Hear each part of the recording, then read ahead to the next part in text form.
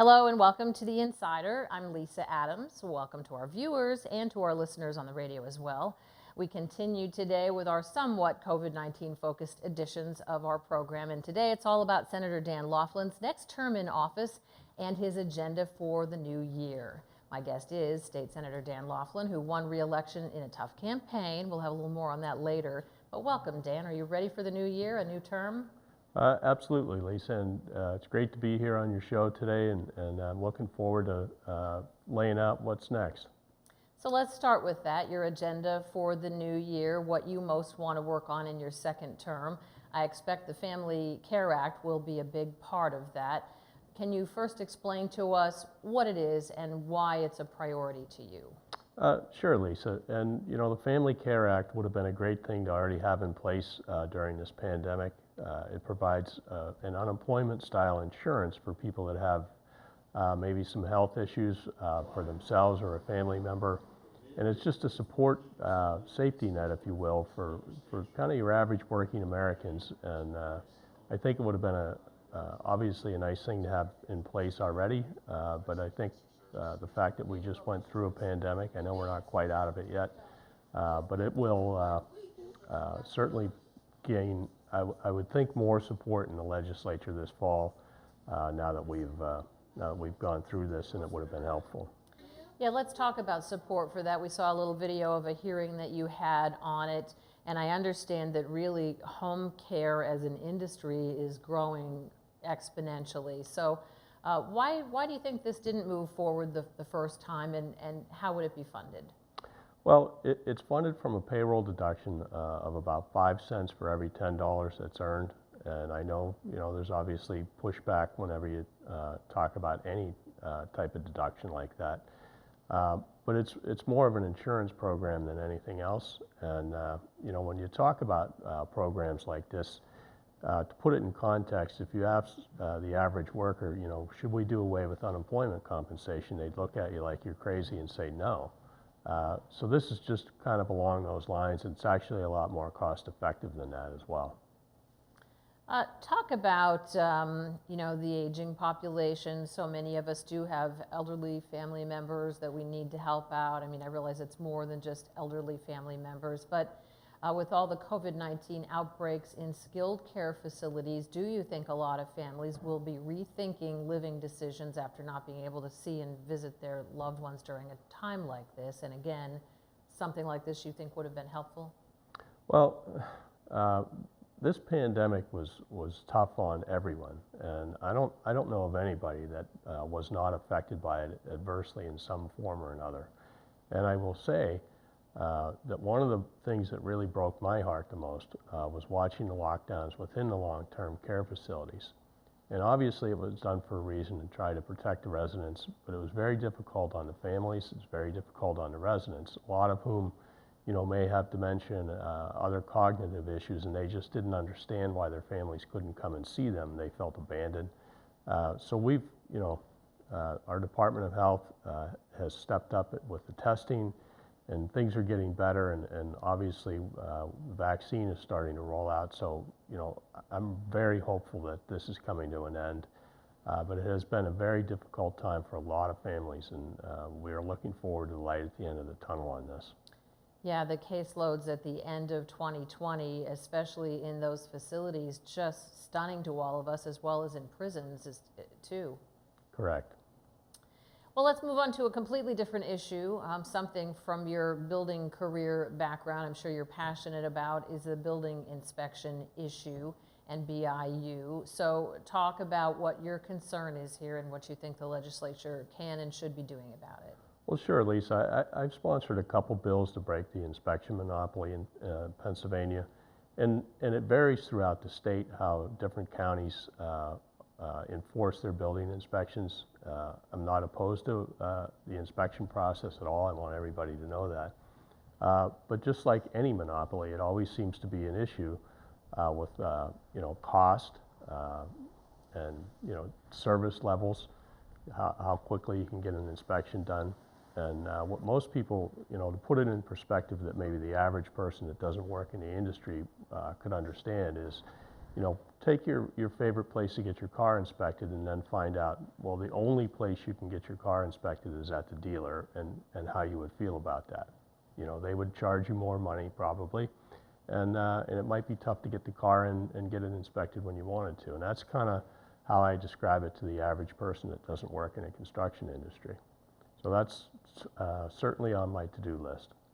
Yeah, so I mean, I think whenever you introduce legislation that has something to do with the field that you came from, you know, there's obviously appreciation on one side, criticism on the other side. So how do you navigate that?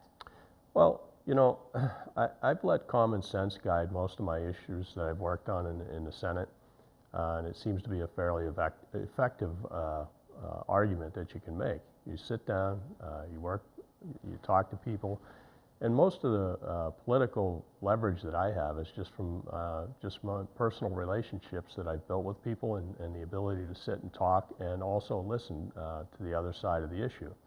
And you know, when you sit down and really hash it out, it doesn't matter what party you're talking to, common sense comes to the forefront, and you can usually get stuff done if you can reach that kind of sweet point in the middle. Get stuff done, that sounds good. Well, when we come back, the Senator's thoughts on COVID and the Pennsylvania economy. Stay with us.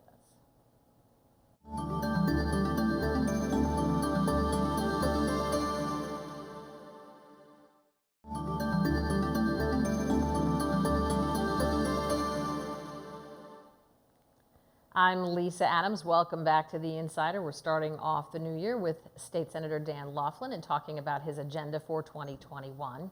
So we've seen Governor Tom Wolf's administration wrestle with the balance between public health and the state's economy for months now.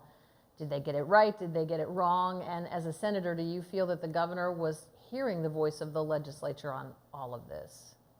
Well, Lisa, that's a great point to bring up, and I will tell you this, and I usually start this conversation out the same way when people ask me this. We were all put into a very difficult situation this year early on. We didn't know what to expect. We had watched this virus roll through Italy and the death toll that it had, and I think everyone in the legislature took it very seriously. Most of us were on board with the initial shutdown, with flattening the curve and so on. And I think that was fairly effective, and I give the governor credit for that. I think where he went wrong, if you will, was when he abandoned working with the legislature. It's our job to represent the people of this state. That's who elected us. And for him not to at least work with us and sit down at a table and negotiate how this should have went, you know, we might have arrived at the exact same path, but to do it on his own, I think, was irresponsible, to say the least.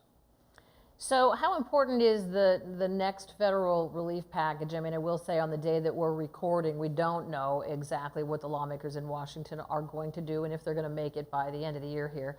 But was the state right to balance the budget with a chunk of what came in the first time around? Well, that can be argued out for years, Lisa. I will tell you this, you know, we were put into a very difficult position with the pandemic, the lack of revenue, the package that the federal government sent to us. That can be second guessed and Monday morning quarterback for years, and I'm sure that it will be. I will tell you that we all did the best that we could, at least, you know, in our opinion. And I would say that of all the industries that have, you know, kind of taken it on the chin this year, the hospitality industry is really struggling. And I think that I am hopeful that Congress will step up and take care of that today, because they're negotiating now while we're filming this. That is my goal, or that's my hope, I guess, for what they are doing right now. We'll see how that plays out. And you did, just to be clear, you did vote for the budget that did include some of that CARES Act money, right? I did vote for it, yes. So you talked about the hospitality industry. So let's talk about the ban on indoor dining in the last 3 weeks of 2020. Right. You know, when it has not been exactly clear that that was the big spreading site, and you know, Jason Mon of Fat Mon's Grub down in Corey took his trip to Harrisburg. Why didn't the Erie delegation talk to him, or had you talked to him earlier in the process of this? You know, he certainly is getting a following for his opinion, but he was following the state guidelines. Well, first off, I've talked to many restaurant owners in Erie County. To the best of my knowledge, he didn't call my office. I'll have to ask some of my staff to see if he did reach out. I would have been happy to talk to him. And you know, this 3-week shutdown that the governor imposed at the end of the year here, I do disagree with. You know, the entire summer, the governor and the Secretary of Health have been talking about following science and data to make their decisions. Well, there was a Wall Street Journal article just last week that said only 1.4% of the contact tracing cases goes back to any kind of outdoor or, you know, dining experience. So to shut down an entire industry with a statistic that low, in my opinion, is them just guessing what to do. And that's not good. It's not good for that industry, and it's certainly not fair to that industry, especially given the issues that we're having with our unemployment office as well. Well, when we come back, we're going to talk about the bitterness and the cost of your reelection campaign and the state of Pennsylvania elections, mail-in voting and all. Stay with us.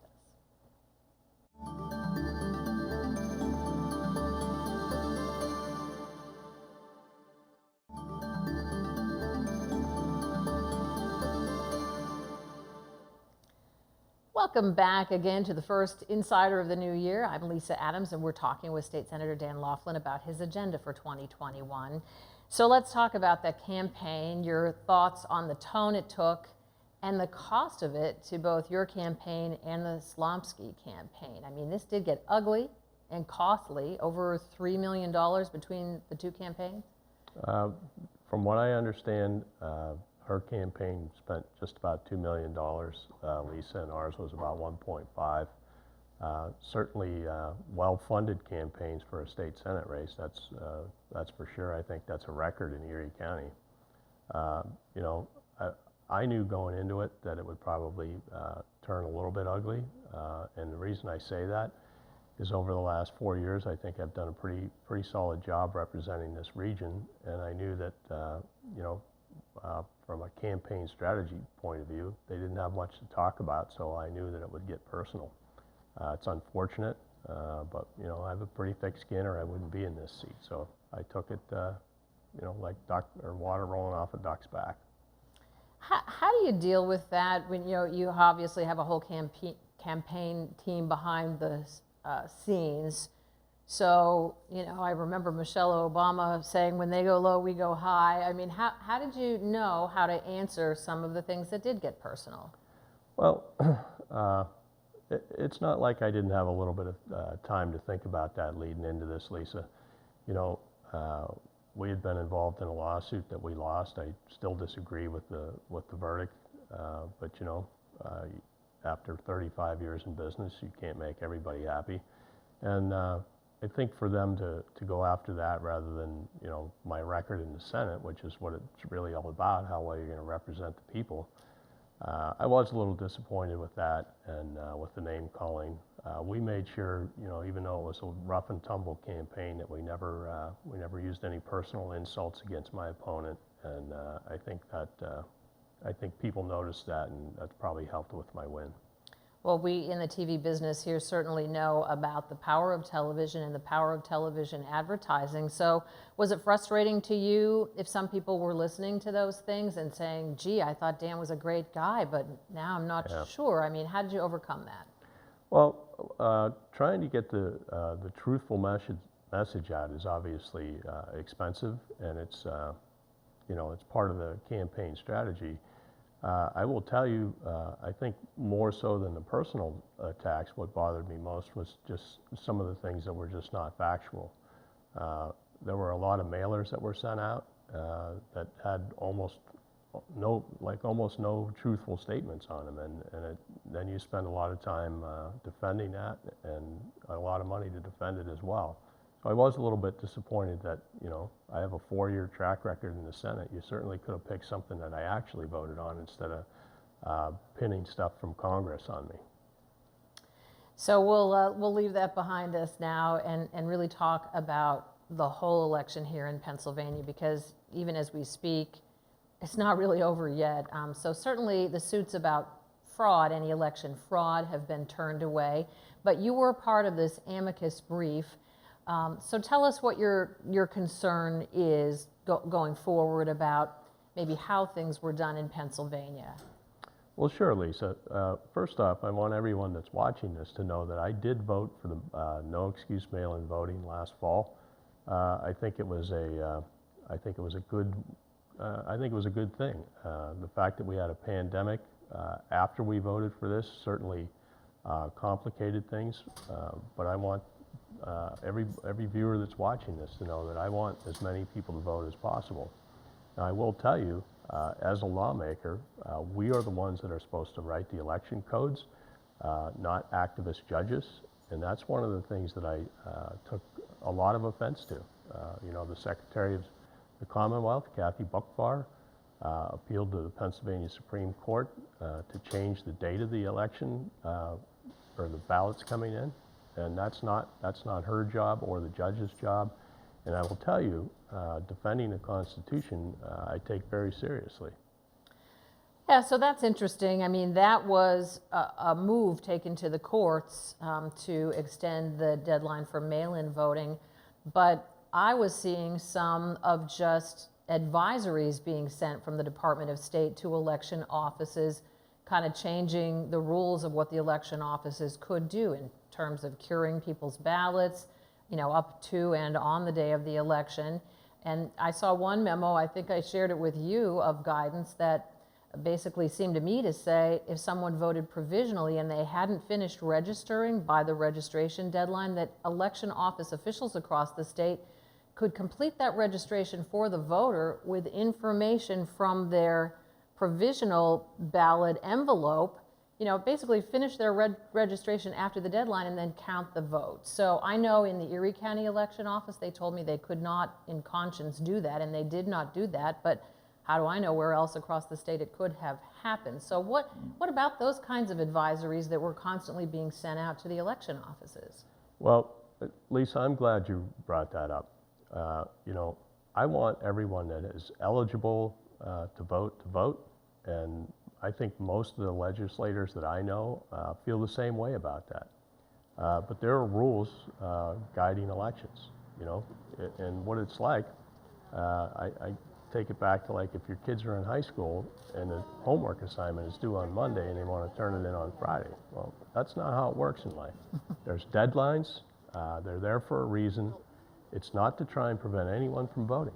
But, one of the things that a lot of people might not understand or remember, we actually amended our own election code this spring because the deadline to get the mail-in ballots in was the Friday at 5 p.m. before the election, before that Tuesday.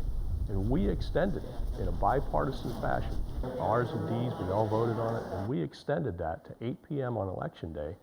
And then the Secretary of the Commonwealth said, well, that's not even good enough. I want the rest of that week.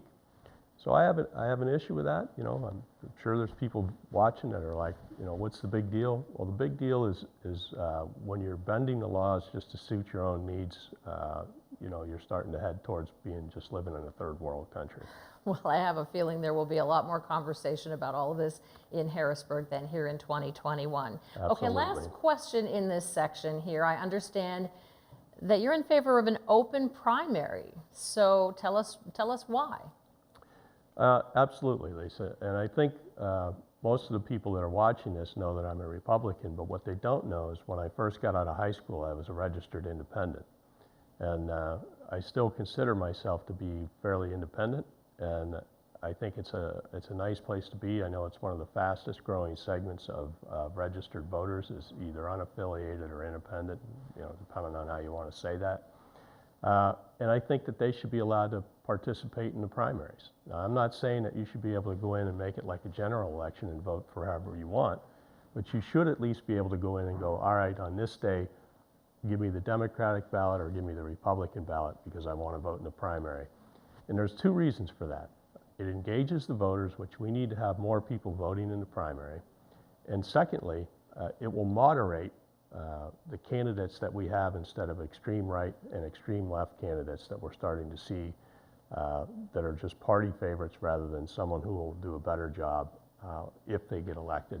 And I feel pretty strongly about that. I know that there's some party folks that aren't that happy about it, but that's how I feel about it. I think it's a reasonable approach. There's a lot of other states that do it that way, and they don't seem to have any issues.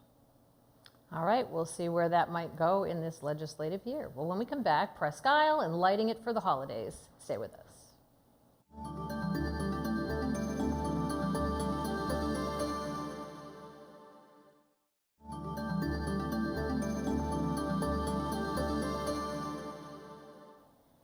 Welcome back. State Senator Dan Laughlin spending a little time with us on his agenda for 2021. So let's talk Presque Isle. I know it continues to face big erosion issues. This was a campaign issue too, with your opponent saying there should be a park fee at least for some people. So what's your biggest concern there?